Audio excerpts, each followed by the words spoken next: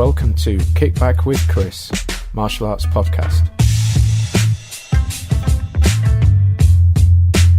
Good morning, everybody. I hope you're well. Hope you're enjoying the football at the moment. Now, I'm recording this podcast. Actually, I'll say this now. I'm recording this podcast Wednesday morning. So by the time this goes out, the fate of England will be sealed. So it's either really good right now or really bad right now. But whichever way it is, I hope you're still having a great day. So later on today, we're going to be chatting to Mr. Lee Charles, world champion martial artist, instructor, actor, screenfighter. This guy does loads of different things. So we're going to have a good chat with him. But before then, I want to go through things that have been going on over the past week, news you guys have been sharing with me, and that sort of thing.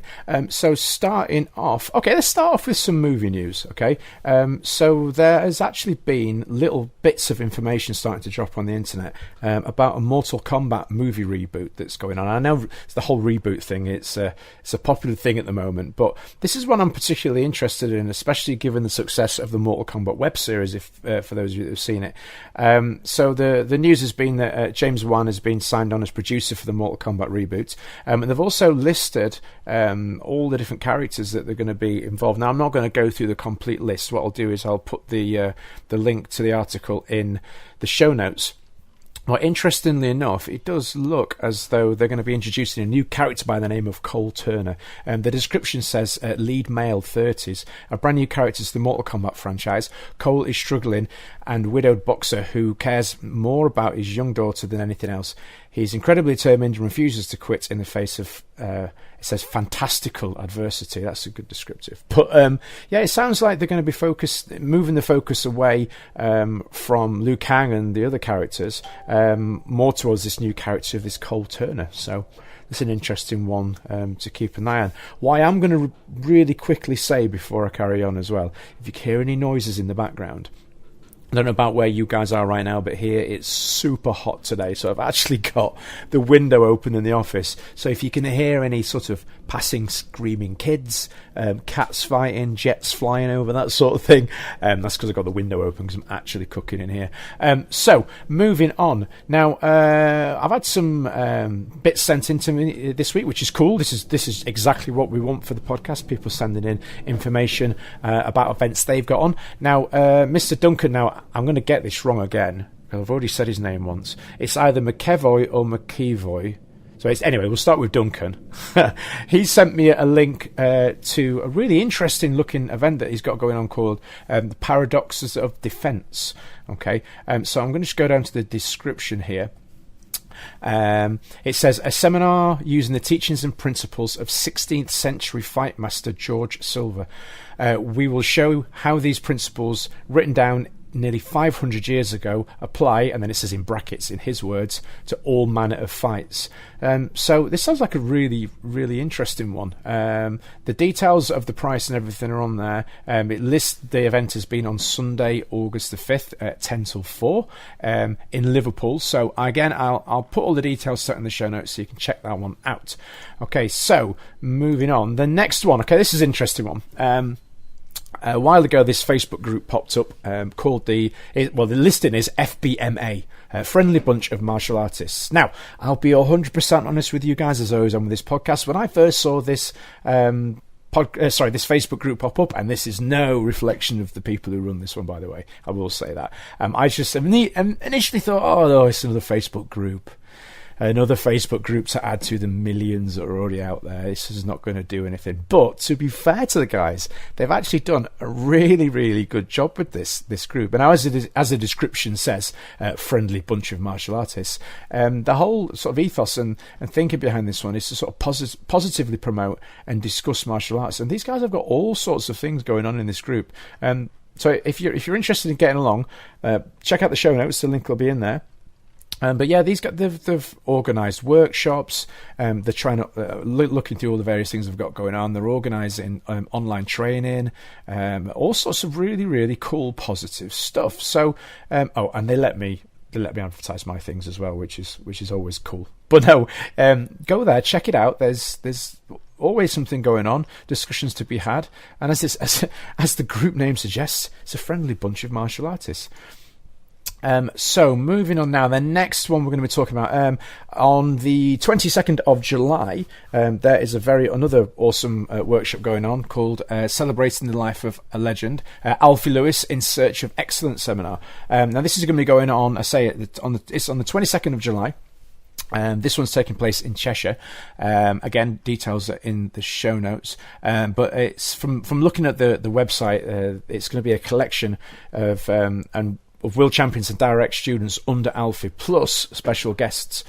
So definitely a good one to check out, this one. As I say, the information is in the show notes, so if you want to go and check that one out there, that would be cool. I actually had a message from Lucci, the organizer of the Kaizen show. He sent me the link to the 2019 Expo details. So if you want to go and check that out, obviously it's still early days, but you can like the page, so then obviously as announcements of guests coming up. And from what I've seen as well, there's some really big guests planned. This is a big step up, this one. So if you're interested, if you've been to the previous ones, or if you heard me talking about it before and you're interested in getting involved, hopefully I'll be there teaching again. Lucha's already promised me the roof this year. For those of you that are not in on the joke on that one, basically what happened was, in the first year my seminar sort of overspilled the small area that we had, so this year we arranged to be on a bigger area, and then that was actually too small again, which is really good. It's really nice that everybody supported my workshop. So it was walking past and Lucia said, next year we'll give you the roof. So yeah, you might need some ladders if you want to come and do my workshop at Kaizen in 2019. But no, joking aside, the event details are all in there. Again, I will add the information into the show notes if you want to go and check that one out. The final one that we've got, I believe, looking at my list, Mr. Neil Kirkland, who we had on the other week, speaking about adaptive martial arts UK and Ireland. They've got this is an interesting name. I hope I say this right. It's Gavin Richardson's Wallop workshop, or Wallop, I suppose it is. And this one's going to be at Cambridge Kung Fu in Cambridgeshire, obviously. And this one, again, sounds like a really good one. Then now, the details here, I'll just read the first line. Founder and senior instructor of Shogo Ryo Karate, say that one carefully. JKD instructor. So there's going to be all sorts of practical stuff going on here. But what's really good about this workshop is it is going to be fully inclusive, with it being through the Adaptive Martial Arts UK and Ireland. So one for everybody, this one. So go check it out in the show notes. And the link will be there for you to get through to the Facebook group.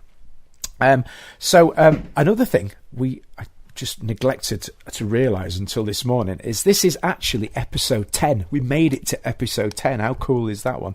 And we've been getting all sorts of nice messages over the last week from people and just giving me feedback about their experiences with the podcast, and that is, for me, it's great motivation, because this is still very, very early days for the podcast. Although our listenership now is into the thousands, it's still very small in the grand scheme of things. And we're trying to build this up organically over time. So rather than throwing lots of money at advertising for it, we're sort of picking up new supporters and subscribers slowly over time. So yeah, hearing back from you guys it's always really, really nice, and especially when we had somebody message to say that they listened to us on a Friday evening on their way home from work, a journey that they used to loathe, used to hate. Now they actually quite enjoy it, because the length of the podcast sort of corresponds with the length of their journey, so they look forward to that journey home now. And how cool is that? It's so nice to know that we're having that sort of positive impacting people's lives in that respect, without wanting to sound too soppy, obviously. But last week's episode with Mr. McNally from the ITC, that also prompted some nice messages from people saying that it was really nice to hear us discussing something that they feel directly affects them as well, and how it's nice to hear people talking about that subject. So again, that's really cool to hear. It's kind of one of the primary goals for me setting up this podcast, was to discuss those type of topics. So On to this week's topic. This is one again. This is one that I've been thinking about recently. Now, with these topics, sometimes they are suggested by you guys, the listeners, and sometimes it's just things that just pop into my head. Now, sometimes this one today is one of those ones where it was in my head.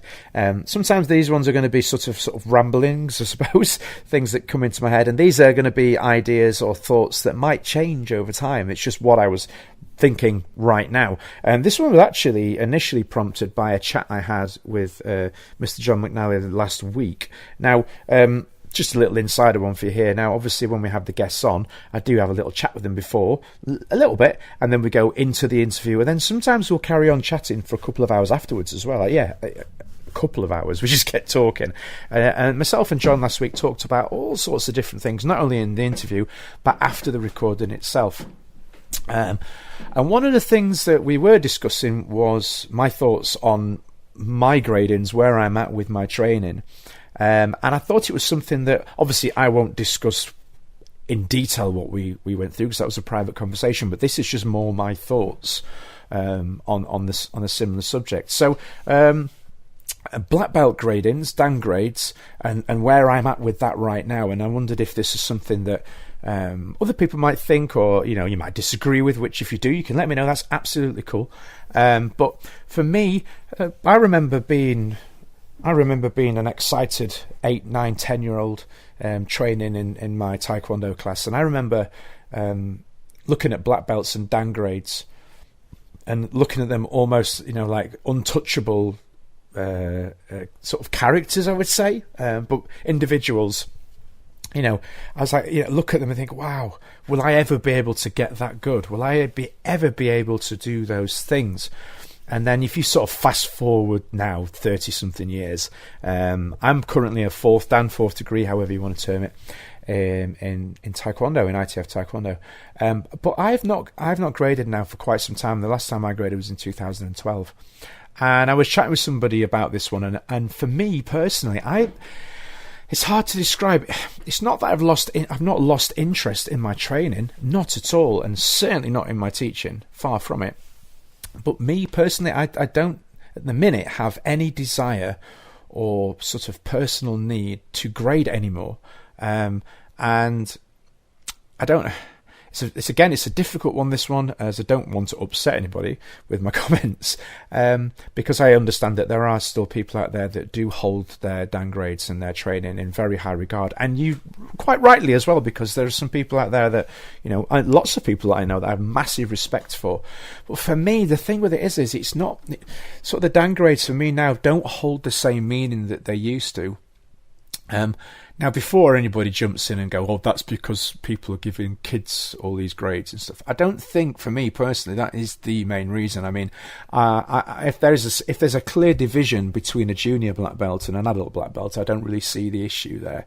I'm all for kids getting junior black belts. I don't see the problem. As long as there's some sort of retesting process once they're old enough, then I don't see why they shouldn't be able to earn that grade. But looking at it from an adult's point of view, with the adult gradings, I think now, because the industry is so much bigger compared to when I was a kid in the 80s, there was so many fewer black belts back then and Dan grades. Now, I think what's happened is, because the industry, sorry, that's my iPad updating a million times, because the industry is so much bigger, and because the requirements are so much more diverse. I'm not going to use the word diluted. I don't want to say that. That's not necessarily right. But because the expectations and requirements now are the average is so much bigger. It's like, I at 38 now, nearly 39. I'm a fourth degree. Okay, and I have to say the phrases carefully to not sound big-headed or anything, but sometimes I'll look at people sort of 20 years young, 15, 20 years younger than me, that are higher grade than me, that don't necessarily have the same sort of level or skill set. And again, I don't want to. I'm sure you understand what I'm trying to get across. It's not like I'm trying to say, oh, well, I'm better or anything, but it makes me wonder, I don't have a personal need to grade. So if I do progress any further, if I do grade any more, am I doing it just for some sort of comeback or praise from other people? And I've had it said to me, oh, you really should grade more. You really should grade again for the benefit of your own students. But personally, I don't feel that I think that's a little bit false, because when I say false, I don't mean false in that they're wrong. False in that I feel like if I was to do that, it would just be, it would seem somewhat wrong, almost like I'm lying to my students. In that, would they genuinely have any more respect for me if I have another stripe on my belt? I certainly don't feel that I will have progressed in ability anymore because of that stripe. So, it's a really, really difficult one. But what thoughts do you guys have on this one? Give me some feedback, drop me a message, whichever. And if you if you don't want to be mentioned by name, that's absolutely fine. I do understand that one. But how do you feel on this? How do you hold downgrades and degree ranks and that sort of thing now? Does it still have the same meaning for you? If it does, great. Again, I'm not judging anybody either way. This is just my thoughts on this one. Will I now remain a fourth degree forever? I really don't know. My opinion on this one might change next week, in a year. Obviously, these things are always ongoing. Right now, I have absolutely no need or sort of desire to grade anymore. I'm just happy in the training that I'm doing 6 days a week. That for me is my focus personally, and then obviously from my students' point of view, knowing that I'm putting my time into them to allow them to progress, then again I am happy as well. So anyway, moving on now, we're gonna just take a quick break for an advert, and then we're gonna get straight into our interview with Mr. Lee Charles. You're listening to Kick Back with Chris, the martial arts podcast, brought to you by www.onlinekicking.co.uk. Okay, so joining us on the line now, we have Mr. Lee Charles. How are you doing today, sir? I'm good, thank you. Good. I'm really just been training, I believe, yeah. Yeah, just finished in the gym. Get up at 4:00 daily, and I'm in the gym for 5 and make sure I get everything done. So I've got the mornings to do things like this. Wow, that's some serious commitment. Up at 4:00 to go training. Wow, that's I think it's one of the things where as you get older, you seem to get up earlier. I don't know. My granddad used to have it, and I think it's passed down through the generations. It's affected me. It hasn't hit me yet. That seriously, I'm going. I'm the other way. And you even managed the 4 a.m. at the morning after the result that was last night. Yeah, I know. Yeah, so I'm off alcohol and stuff at the moment. So I've got a lot of things to focus on over the next 6 months. So yeah, I was out at the weekend for my uncle's stag do, and right. I made sure that was the last time I was going to touch alcohol and anything like that. So I'm back in the game, back focused, and I'm ready to go. Fantastic. So what I like to do with these interviews is just to help our listeners learn a little bit more about you as well. So go right back to the beginning. So where you started out in your martial arts journey, and perhaps why you got into it as well. Yeah, I mean, it's the old cliche with me. I watched a Bruce Lee film when I was 5. I watched the Big Boss, and I just fell in love with it. I become that obsessed as a child. I used to pretend Bruce Lee was my uncle because my name was Lee and his name was Liam. That's brilliant. Yeah. I used to tie it in, and everyone used to be like, "Yeah, but he's Chinese." And it just so happens like my uncle was based in Hong Kong with the army, so I actually had Chinese relatives. So I just used to blag blag it and stuff. Yeah, and I just, my journey started there. The first time I ever trained, I was 5. I did the jiu-jitsu class. Cool. In Bedminton. It was in like an old civic hall type thing. And then after that, I took up Shotokan Karate, which I always say was my first martial art, because the jiu-jitsu was sort of, I only did a few sessions, and I started with Shotokan, and I did Shotokan for about 12 years. Cool. Yeah, so there wasn't, obviously when I was a child, there wasn't that much around to be able to do. There wasn't, the variations of that are out there now to everyone and the different style of martial arts is just unbelievable. Absolutely. When I was a kid, it was either karate or judo. Trying to find a kung fu club as such, you have to go like deep into the middle of like Chinatown or something like that, and it was a little bit far for us to go to. And then one of my dad's friends, Master Brian McKinney, he opened up a Chinese martial arts club, and I started doing Chinese martial arts when I was about 14, I think it was. Okay, cool. Yeah, it was the same for me. I remember as a kid, there was Taekwondo and Judo. And I remember my dad saying you got to pick one because I wouldn't play rugby. I didn't fancy Sunday mornings. He was trying to toughen me up a little bit. It was like you've got to pick one. Well, I like the look of the people kicking the other people.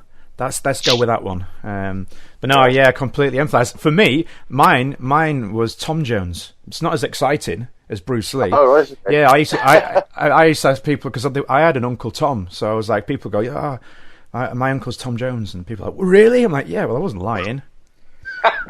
That's genius, absolute genius. It's not... Yeah, you weren't lying, but I was telling fibs constantly. So, it seemed to work. So for a short-lived time when you were in junior school, you were in primary school, it seemed to work for me. So love it. My uncle's Bruce Lee. That's brilliant. I love that. So obviously over time, quite obviously from your history, martial arts history, you very clearly got into it quite heavily. Culminating in a number of world championships, I believe. Yeah, well, I've been quite lucky and blessed enough to win 6 world championships, and I never. It was weird, like, because I sort of fell into kickboxing. Obviously, my love was karate and was Chinese martial arts. I started wushu when I was 14 and stuff, and I, obviously from the Bruce Lee side. And I just started competing, and I sort of like getting punched and kicked in the face, which is really obscene thing to like. But I just seem to enjoy it. And I seem to have a niche for it. And as time progressed and stuff, and I'm one of these people that I've never been one to give up. So every time I got beat, I didn't see it as losing. I seen it as one step getting closer to winning. Yeah, and that's probably a weird way of looking at things. Even at a young age, it was like, okay, so I've been beat again, but I'm one step closer to winning. And that's all I kept telling myself all the time. And I think having that mindset and having that drive when I was younger, I always say to myself, there's only so many times you can get beat before you stop getting beat. Yeah, that's and that's all happened. I think in today's day and age and everything else, everybody gives up too quick. Yeah, the mindset of everyone and the mindset of the way they are is just everybody wants everything now. Yeah, but I think I grew up in a time where you had to work, you had to earn it, and I had to wait 12 years for my first black belt. So it was a case of if I can wait 12 years for my first black belt, then I can keep getting punched in the face until I win. That's brilliant. Yeah. No, it's true. It's a different age now, isn't it? It's very much, we're living in sort of like the sort of now the instant generation where you turn on your iPad and you've got Netflix with every film in existence that instantly appears on your screen, and that sort of it's not the same with all kids or adults, but you're right. It sort of has sort of infiltrated everything, even martial arts. I was the same. I was 10 years to black belt, so it's God, what do we sound like now? A pair of old people complaining. I know. Do you know what though? I think for me, it's like even now when I teach in my school, I try and get the essence of how important it is for the students to understand that it's a journey. Yeah, it is. That everything that they're learning, it's a journey. It's not a race. It's a journey, and it's not how quick you can get something or how quick you can achieve something. It's what you do in the process. Absolutely to get there. And that is the most important thing that I'm trying to teach them and trying to get into the head, and hopefully by doing that with them, then in their own life, in their own life skills and their own thing that they're coming across, they can sort of take that etiquette and bring it into their own life. So obviously when they meet hurdles and when they meet barriers and stuff like that, they don't give up. They can keep pushing on and keep moving forward. That's, so true. Over the years, sort of, I believe off the top of my head, it was sort of around the some mid 2000s. You took the leap into the film industry. I just wondered if what was that something that you always wanted to do, or did that? I've always been obsessed. I've been totally obsessed with film. I worked in a video shop when I was 13. I sound like Tarantino here. I love it. I worked in a video shop when I was 13. I got a part-time in a video shop when I was in school. And they basically just give me the keys to the shop. I was like 13, 14. They were like, yeah, you can catch up, you can lock up. I just knew everything about every film that come out. I knew about everything that was in there. I was obsessed with film, and I've always been obsessed with film. Did I think I'd have the opportunity to do what I did? No. And to do what I do? No. For me, I think it was around 2005. I made a trip to LA, and I went to LA, and I basically just went on holiday. And when I was out there, my main thing to do when I went to LA was to go and train at martial arts centers. Because to me it was sort of like, growing up, every martial art movie was based around LA or Hong Kong, and you sort of like.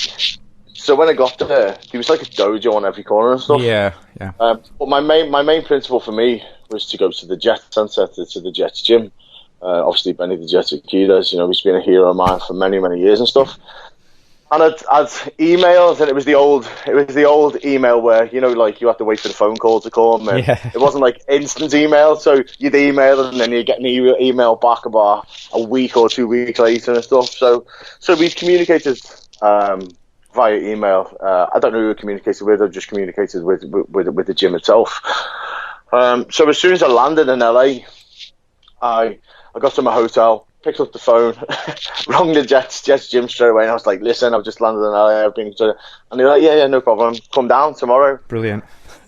So for me, I went to the Jets gym, and I just did some training and stuff, and I sort of got. I felt like I was getting interviewed by the staff that were there. They given me some stuff, like it was just the questions they were asking. I was thinking, I'm they're sort of feeling me out, sort of thing. Yeah. So they give me some stuff to be able to train and stuff, because I didn't see. To be honest, I went there. I didn't take my gloves because I didn't want to look like one of these tourists that just rocks up with his gym bag and like all arrogance. I've come to train in the gym, and so I literally just got in the cab and went with nothing. And they were like, "Have you got your gear?" And I was like, "Well, I didn't bring it because I didn't want to come across as a little bit arrogant and stuff. I wanted you to feel me out first and me to feel." So basically, they took me to the Jet store at the back of the gym, kitted me out with some kits, give me some gloves and stuff, and I just went in the bag room. And the bag room is like set off from the main room. So we go to the bag room, hitting the bags and stuff, and then Benny's wife, Sarah, Sensei Sarah, she knocked on the window. I opened the window, and I was speaking to her. And then I felt like I was getting interviewed again. It was that weird. And then I was like, she introduced herself, and I was like, "Oh my god, I've just been speaking to Benny the Jet's wife." So I'm like this like kid who's just walked into like the biggest toy store in the world. Brilliant. And it's just like he's just massively overwhelmed by everything that's going on.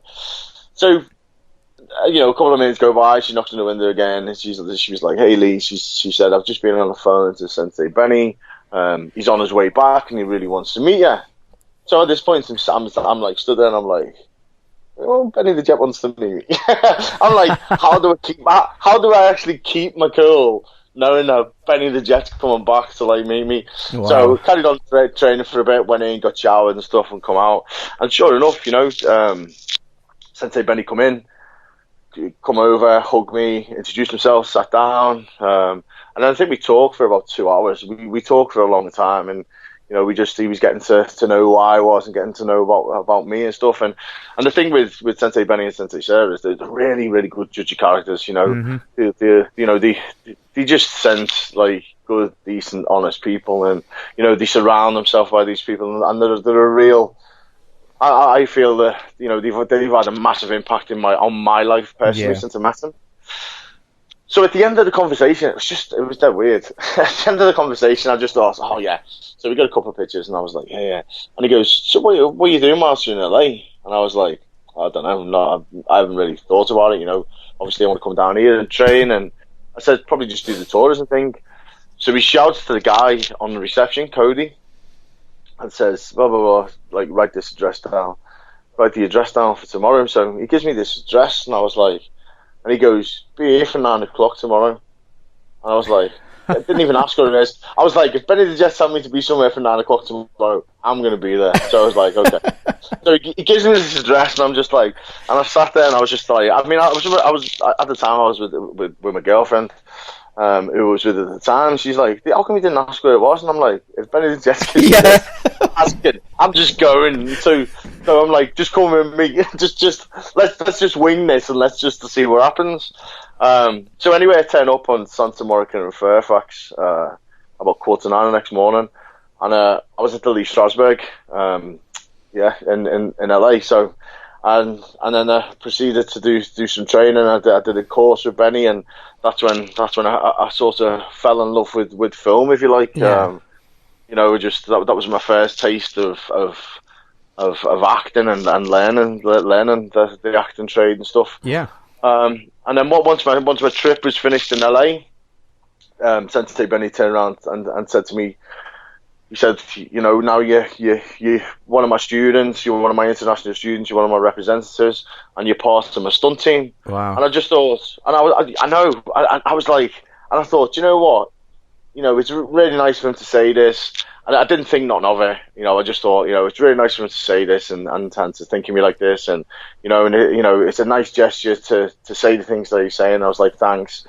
So then obviously after LA, I went to Vegas, and then I went up to Seattle to visit Bruce Lee's grave and stuff. And then I come back to the UK, and I think I was back in the UK for about, I was only back at home in the UK for about 2 weeks. And I was at home, and the phone went, my house phone went, and the girl who was with her at the time, she's like, Lee, it's for you. And I was like, who is it? She was like, Benny. And I went, Benny who? I was like, and she's like, Sensei Benny. And I was like, Sensei Benny, like on the phone, like in my house, he's phoning me. So anyway, I got on the phone, and he's like, he sort of turned around to me, he's like, what are you doing for the next couple of months? And I was like, well, apart from work, nothing. I said, but I can take some time off work and sort of get everything sorted out. And he's like, okay. He said, well, we're making a movie with John Cusack in the UK. We want you to be part of it. Wow. And then that was it.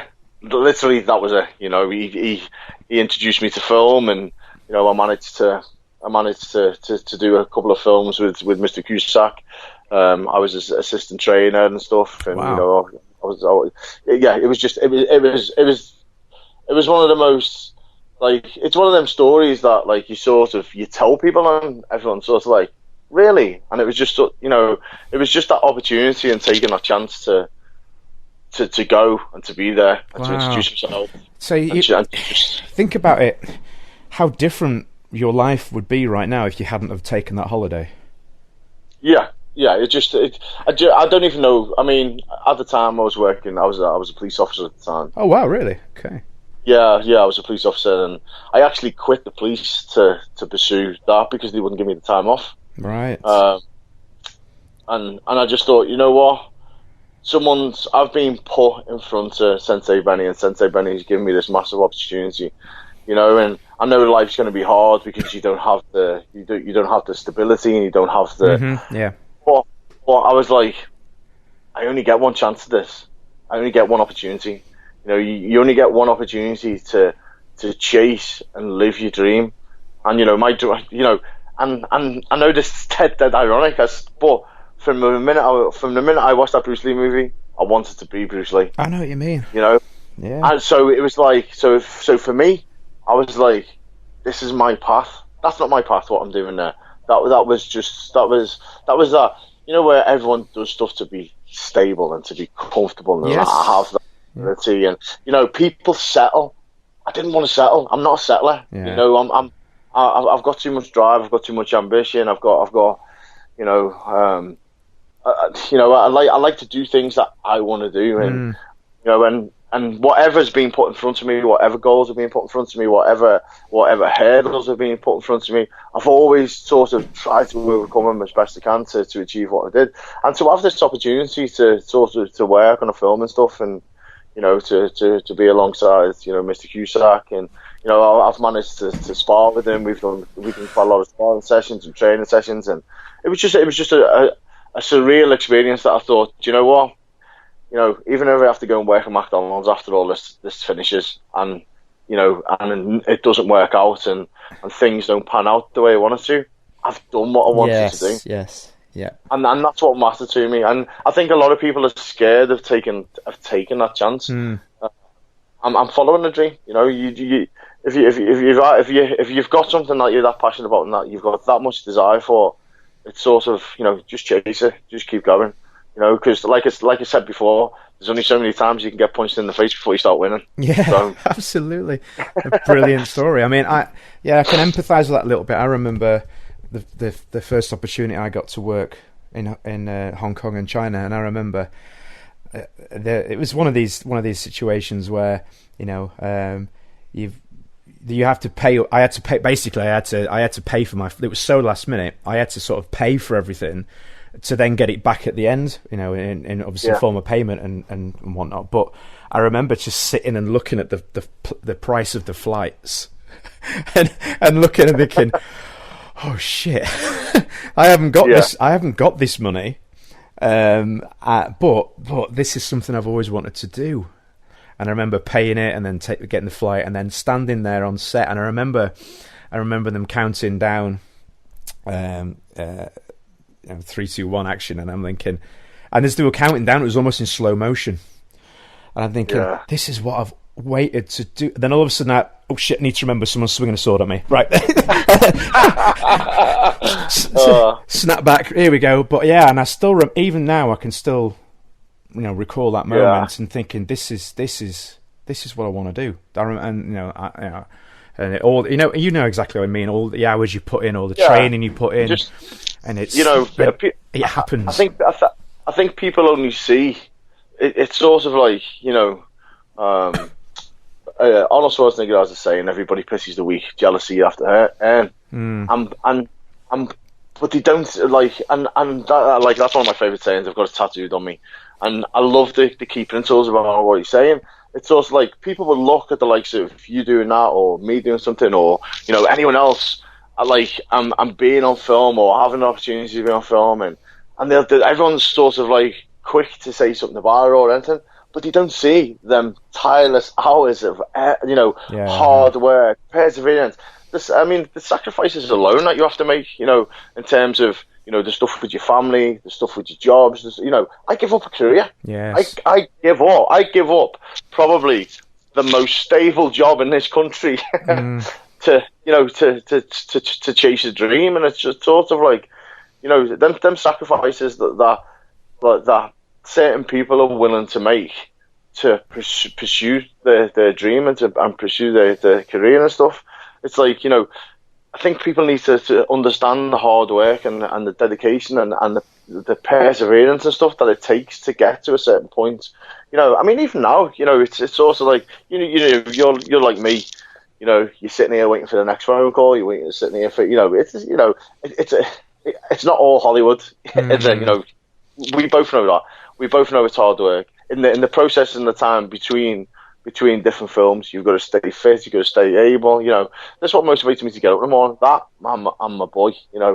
Having my boy, because I want my boy to have my life but better. Does that make sense? Absolutely. So it's also like, being in this industry is great, and being a martial artist, I couldn't, I think every child should try the martial arts, and they should have that influence of the martial arts, because I still meet people now and they go, oh, I did karate when I was 6 and I loved it and it did this for me. So everybody has a story from training, and everybody has that story, and at some point during their journey in their life, the martial arts has been a key a key part of it, because it's given them certain principles and certain elements. And I think, I think that's sort of helped me stay motivated and keep pushing and keep going. I'm 43 this year. I'm not getting any younger. I'll keep pushing. I'll keep going. I'll keep getting up at 4 o'clock in the morning. I'll keep training 5 hours a day. And then, if not for me, then it'll be for my son. Absolutely. So that's the way. Who is a little superstar already? Do you know, I think he's like bigger than me. Yeah. Honestly, it's like honestly, it's like as soon as I meet anyone, or if I go on set and they're like, "Oh, your boy," I'm like, "Oh, cheer." I'm like Malachi's just stealing the line, like which is he's my boy, he's my world, so he can steal whatever he wants. Yeah. But yeah, he's I think, I had a break from martial arts a few years ago from teaching and stuff, because I lost an old gym, and I lost a lot of money through it, and it sort of like it disheartened me, and I sort of fell out of love with the martial arts. But then obviously, as soon as I had my boy, the one thing in my life that I'm good at, and the one thing that I can do is teach martial arts, and it's been gone. So I started up again. I've got a successful club now. Yeah, it's only a small club, but I'm through the rafters. My key principles are teaching children. If for every child that I make better, hopefully they have an influx on making someone else better around them, and that's the way I see it. Absolutely. Now, just looking through your IMDb and obviously a list of productions you've worked in, there's a variety of stuff there, from big budget like blockbusters, right the way through this scale to low budget stuff, to TV, all sorts of stuff in there. And I just wondered if you had a particular favourite role, that one that's stuck with you fondly over the years. Yeah, I mean, to be honest, I've got a film coming out on the 7th of September called Final Score. If you heard the movies with Dave Bautista, Pierce Brosnan, Ray Stevenson. My nickname was the Punisher as a fighter, and I got to meet the Punisher. So you can imagine how much. I know you can. I mean, me and Ray have become really good friends since. So you can imagine, like, for me, I'm like, oh my god, it's the Punisher. It was just an insane moment. But that comes out on the 7th of September. I play a bad guy called Andre, and we're part of this sort of terrorist group. But I share a significant scene with Mr. Dave Bautista, which I'm excited for everyone to see. It was sort of like it was for me. It was a big sort of pinch yourself moment to be there and to have that experience and to to be with Mr. Bautista. And after we finished, he said some really good things to me. During the time that we were there, I won my 6th world title. I lost my nan, and I dedicated all my grief, if you like. I put that into training and stuff, and I won my 6th world title. And Mr. Bautista wrote on my gloves, "The toughest man I know." And it was for such a dark time in my life to have. Yeah. That sort of shining light. But yeah, I'm dead excited for everyone to see the movie. It's going to be really exciting. It was filmed at Upton Park. It's sort of dire, sudden death, sort of big action, explosive movies. It's exciting. So that premieres on Sky Movies Cinema, and in the cinemas on the 7th of September. Fantastic. And there's it's exciting. It's an exciting. I don't want to say too much about it. No, I understand. Ruin it. Yeah, absolutely. But yeah, and then other stuff. Probably one of the most significant things was my second movie was a movie called War Inc. With John Cusack again. Yeah. So that was like John Cusack, Hilary Duff. And I got flew out to Bulgaria, and I spent a lot of time in Bulgaria with Benny. I got to work with the Bulgarian stunt team, got to work with Dion and stuff at the time, and obviously they're really highly regarded now. They've done all the John Wick movies, and they work quite a lot with the 8711 lads. Yeah. But so to go from the first movie in the UK with Mr. Cusack, and I got to work with Samuel L. Jackson and stuff on the first one, and then get flown out to Bulgaria and be over in Bulgaria. It was just I think that trip, because it was the first time I'd sort of been abroad to do movies, and I was getting to and from the set all day, and then you're sitting with them and eating them. It was a dead surreal sort of experience. So yeah, I mean, to be honest, every movie you've done, getting to work with Scott Adkins, I've worked with Scott 3 times. To me, he's the top Western martial arts action star. I don't think there's anyone that comes close to him. And when you look up to these people, and then they become your friends, and you're getting beat up on screen by them and stuff. It's just great. It is. For me, it's I sit there, and it's also like I don't think anyone. I mean, like I said before, I'm a bad geek. I'm a bad geek. I'm a bad nerd when it comes to martial arts. Yeah, we are.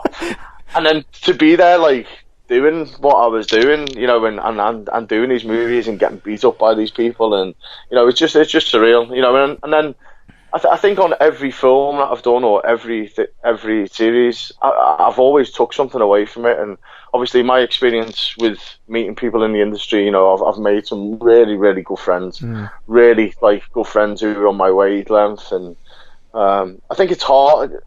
I don't know about you, but it's how do I say this without sounding really antisocial? No, I am antisocial. Because we sort of, we have a vision and we have a desire and stuff. Yes. And our thing inside us to your 9 to 5 person working normal, the stuff that, like, my goals and attributions and everything that I want to achieve is slightly, you sort of look at it, and people can sort of think that you're sort of being a little bit big-headed about stuff, or who does he think he is? And it's just like, but then when you're around people who are like-minded and who have got the same goals and the same aspirations and the same drive and stuff, it's just like, and then you're feeding off their energies. So every time I've been on set, or I just love being around like-minded people. That's the thing for me. And I feel most at home doing that stuff. That's where I sort of. It was like when I used to get in the ring. I'm the most happiest when I'm doing that kind of thing. Yeah, absolutely. No, I can empathise with that completely. I mean, between sort of the early 2000s up until around late 2000s, I was on this full throttle, and you become sort of tunnel vision, very single-minded, and I didn't really see anything outside of that goal. And and the whole way through that journey, the amount of times I had people tell me, "Oh no, don't be silly. You can't do that. Go get yourself a proper job. Don't focus on this, focus on that." And I was no. I was so focused on that goal. And then when I got there, it was that, as I say, it was that surreal moment, stood on set, with Corey Young directing and all these other, and I'm like, I'm here. This is the thing. This is Now, for reasons I won't go into during your interview, I decided to take time off the following year, and it's only been sort of the last year or two that I've been trying to get back into things again. But I mentioned on a post on Facebook, it's a little bit like trying to get back on a treadmill that's already running at full speed, and it's taken a massive adjustment in my head to get back to that place again. Because I've adjusted my social way of being and everything sort of to normality, if that makes sense. So definitely. It's very hard for people outside of this focus and industry to understand where you have to put yourself in your head. And obviously, as you say, maybe I need to start getting up at 4 a.m. Maybe that's what I need to do. No, don't do it. Don't do it.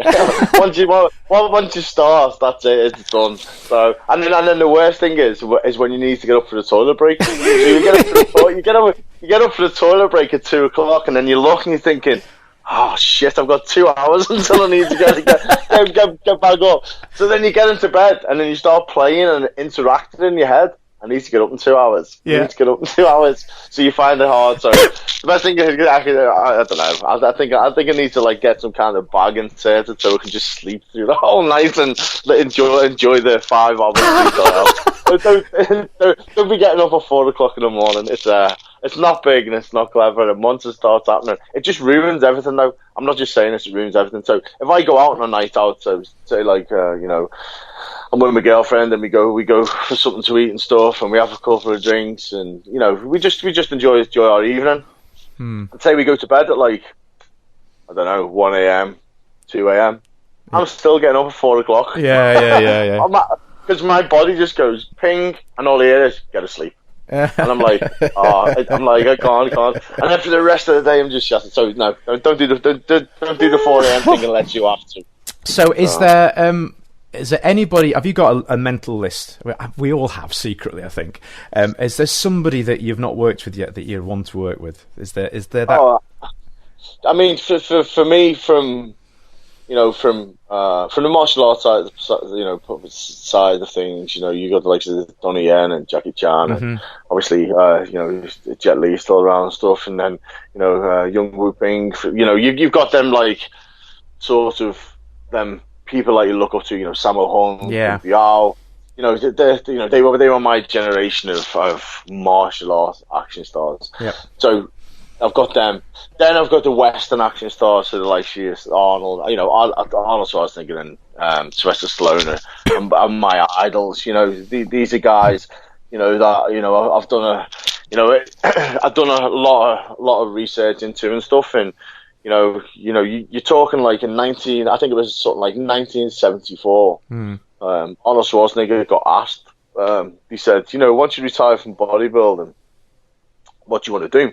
Bear in mind, this is around about 1974, and he said, I think I'll go into film and then I'll go into politics. That was 1974. That's how far ahead he knew what he wanted to do. And it's sort of like, so I've, I think, to work with them guys and stuff. And then obviously I've got like serious actors, obviously like the likes of Robert De Niro's and stuff like that. So I've sort of got categories of people on a wish list who would like to be with.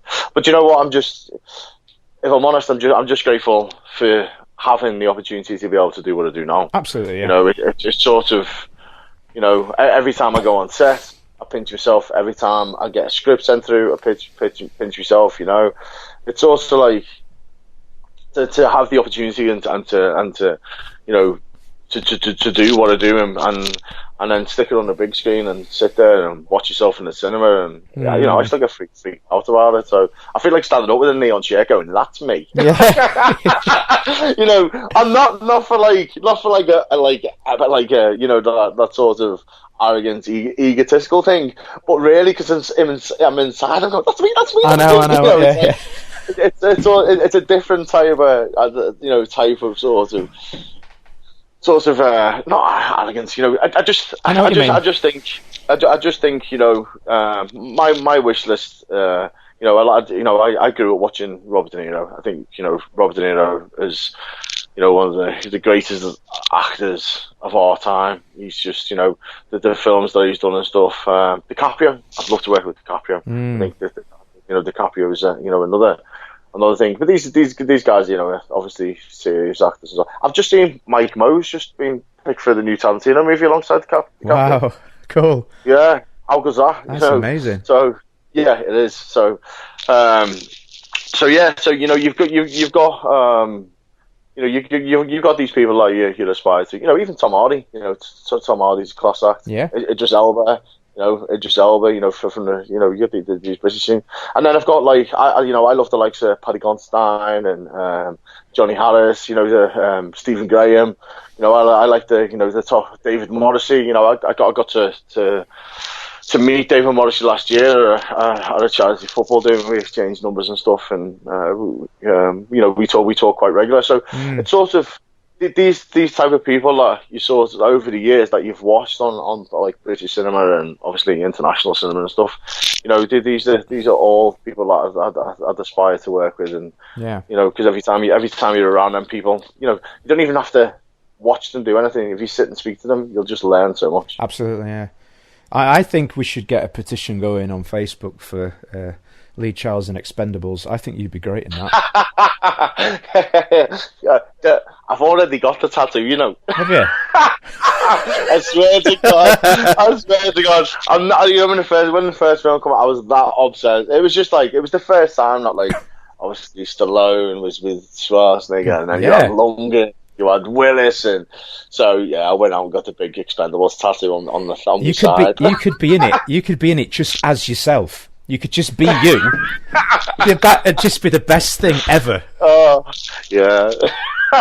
Lee Charles as Lee Charles. Yeah. That'd just be brilliant. It would work. It would be. I think so. Just get someone to like punch me in the face or something. So it would just be constant. It would just be constant things of them looking at you, trying to figure out what you were saying.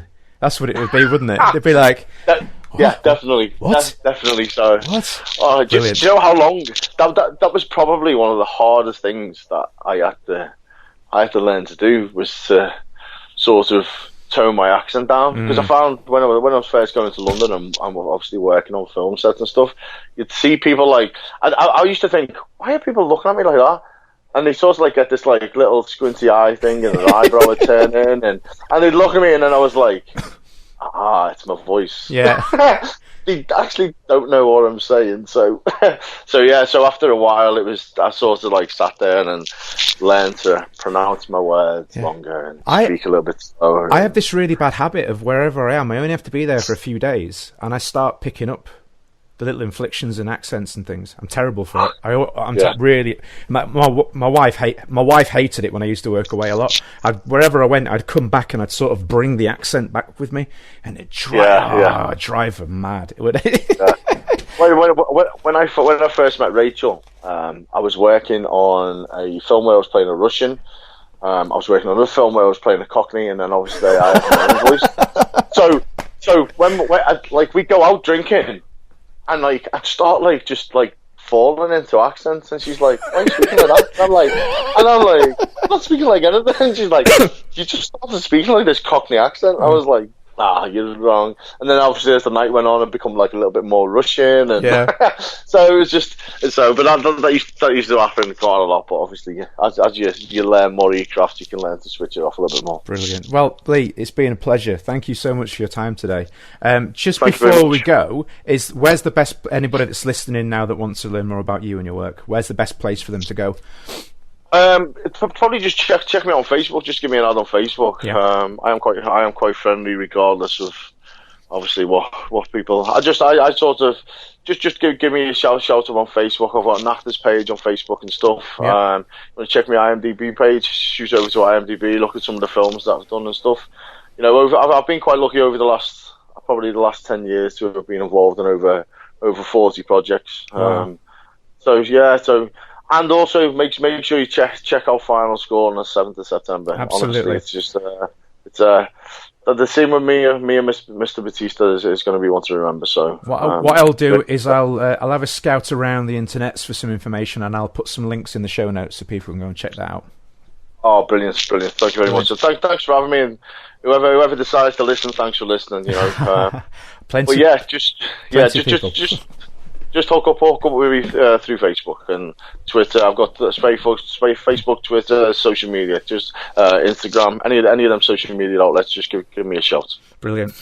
Enjoy our podcast? Please remember to subscribe, rate, and review Kickback with Chris on iTunes today. So thank you to Lee for his time today. A great interview there, I'm sure he'll all agree. Really good insight into his career and his training and how he got to be there. And it's one of those things. It just goes to show, doesn't it? You know how important it is that we hold on to those dreams that we have, and we don't let, as my instructor used to call them, dream stealers.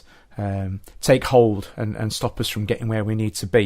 You know, the amount of times over the years that I've heard people say to me, "Oh, you know, don't be silly. You can't do that. Whatever." Look, guys, I am willing to bet there are even people out there now that think the idea of me doing a podcast is ridiculous, and that's fine. You know, that's cool. You know, the thing with it is you have to remember is you can't people will always judge. That's just that's just how we are.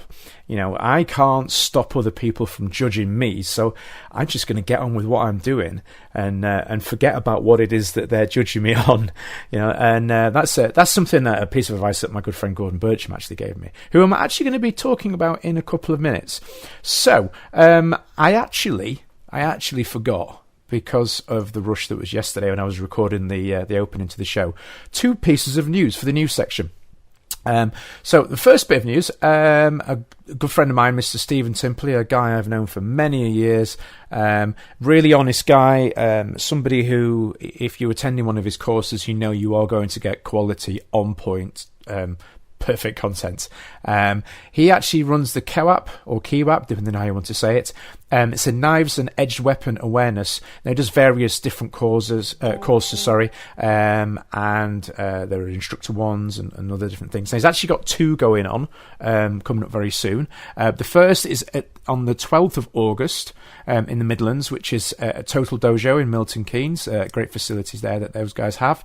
And the second one is on the 19th of August, very close to me actually, in Catterick at the school there run by Mr. Stephen Smith, Progressive Martial Arts. If you're wanting to learn more about becoming a co-op instructor, it says on the details here, it also includes first on scene, first aid measures, catastrophic bleeding, that sort of thing. If you're wanting to learn some more, the details are in the show notes. And it is, and from what I've seen over the years, it is really good quality content. And sadly, becoming more and more relevant with the knife attacks and things that are on the increase, so it's definitely one to consider. The next bit of news I have is, again, I've just mentioned him actually, Mr. Gordon Bircham. Later on this month, on the 28th of July, I believe it's at his centre, yes it is, G-Force Martial Arts and Fitness in Rugby, is going to be holding a charity summer barbecue between the times of 10 and 2 p.m. And the event itself is going to be raising money for the charity. I believe it's Myton, or is it spelled M-Y-T-O-N? So the Myton Hospice in Rugby. And another one of my friends, they're going to have a celebrity appearance from Zara Fithian, who she's... If you know Zara, she's one of these people, super positive, always doing something, always working, always busy, but always smiling. So yeah, she's going to be there for the day. Those of you that follow her work will probably, if you're in the industry, you'll know her from her teaching at schools. And those of you that are fans of the show that follow us more from the film side of things will know her from many film appearances. Most recently starring in Doctor Strange. So it says also on the here that there's, oh look, here we go, can't go wrong, there's going to be a bouncy castle. Pff, can't go wrong with the bouncy castle. So but will the grown-ups be allowed on the bouncy castle? That's the thing. But yep, there's a barbecue, bouncy castle, tombola, all that sort of. Soak the sensei. That means Gordon himself will be getting the sponges thrown at him. That sounds that way, doesn't it? But it's a free entry. Sounds like a good event on Saturday, the 28th of July. So, some news for me. Okay, this is a cool one, but I say for me, it's actually for the show. For a number of weeks now, I've been trying to figure out ways to get people more engaged. Well, I say engagement. I get a lot of engagement in the form of nice private messages. But they're really hard for me to use as content with the show, and we quite often will get comments on posts and things, which I can read them and use them, but it's always better if the content, the feedback, the general content, I would suppose, is coming directly from you guys. So what I've actually got now, I've just installed it today, is a plugin on the website that allows you guys to record up to 90 seconds of audio. Now, the really good thing about this one is you can do it directly from your phone. You can also do it from your tablet, your iPad, your PC. As long as there's a microphone on there, you can record up to a 90-second clip. which then emails directly to me, which I can then use in the show. So if you've got feedback on a topic that I've discussed, whether you agree or disagree, it doesn't matter either way. If you have content that you want to involve, so if you have an event going on and you want to talk about it, promote it, get that recording done, send it to me, and then I can edit it into the show directly, and it just makes it a little bit better that it's coming from you guys rather than me all the time. So yes, that one is now live. So go have a play. If you don't, and the thing with it is as well is, if you make a mistake, it has the option for you to reset it and start it again. So you can do it as many times as it takes to get right. Nobody's going to know, you know. So although it's 90 seconds, you don't have to use the entire 90 seconds. You can, you know, as long as you need. And if you need to talk for longer than 90 seconds, that's cool. You can split it, and then I can actually edit the clips together. Although don't go nuts. Okay, I don't want you to take up the entire section for the news.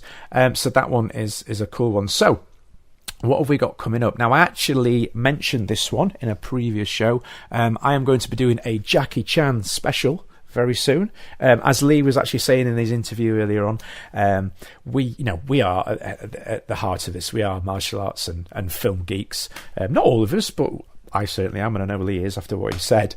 A big part of why I do what I do now in various different guises is down to the work of Mr. Jackie Chan. And more recently, with my involvement with his European charity.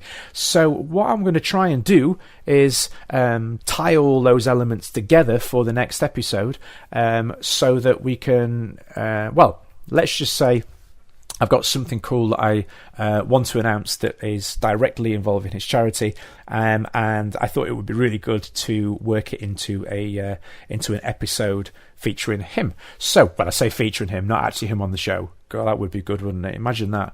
But no, we can keep dreaming. One day, maybe. One day. So if you have any audio clips you would like to submit for that, if he has influenced you in any way, be it training, teaching, your work that you're in, just some things that you like. If there's a moment in a film that you like in particular, one of his stunts, one of his fight sequences, if anything you want to talk about, get those clips to me, and then I can work those into the show. That would be really, really cool. So with that, I'm going to thank you all for your time, and remember to keep liking, subscribing, sharing the love all over social media, Twitter, Instagram, all of that stuff. It's really appreciated, guys. And I will see you all, hopefully, if I can get it all tied up and together, hopefully this time next week. If not, it might be a 2-week break show. I don't want it to be, but this is a big one, so I do want to get it right.